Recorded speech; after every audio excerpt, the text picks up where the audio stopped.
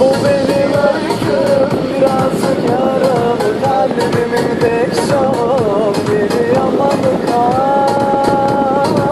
Ya kargalarımın inan değil sonsuz. Gitti gitti seyretti aşkım. Hep piknik alanı. Sanmışım yolu yordamı bu.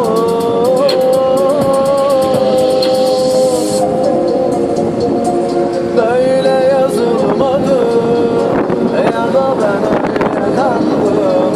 Şimdi tek başımayken kimin öyküsü bu?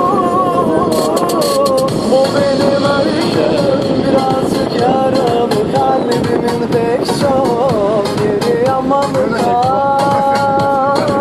Ya kar kanadından sadece Boydan boya orman piknik Çok güzel ya. Burası neresi? Belgrad Ormanı. Gel bak piknik alanı.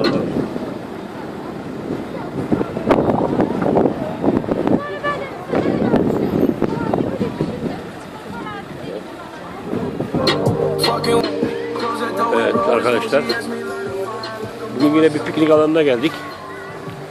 Her yer piknik alanı. Merhaba, niye mi geldiniz? Çekiyor mu? Hep piknik alanı. Ya hep her yer piknik alanı abi.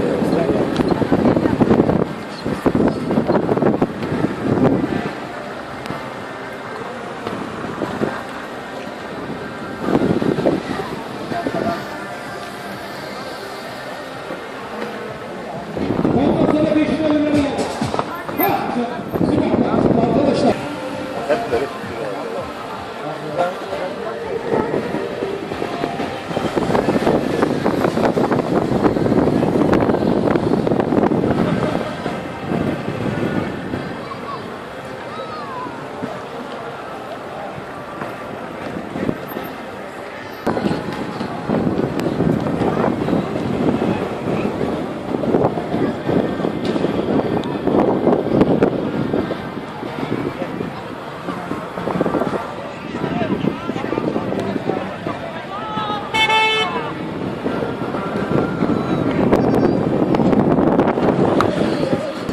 Her yer piknik alanı. Her yer piknik alanı arkadaşlar.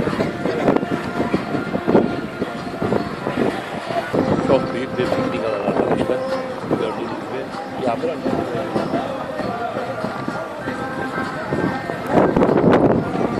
Çok güzel bir yer.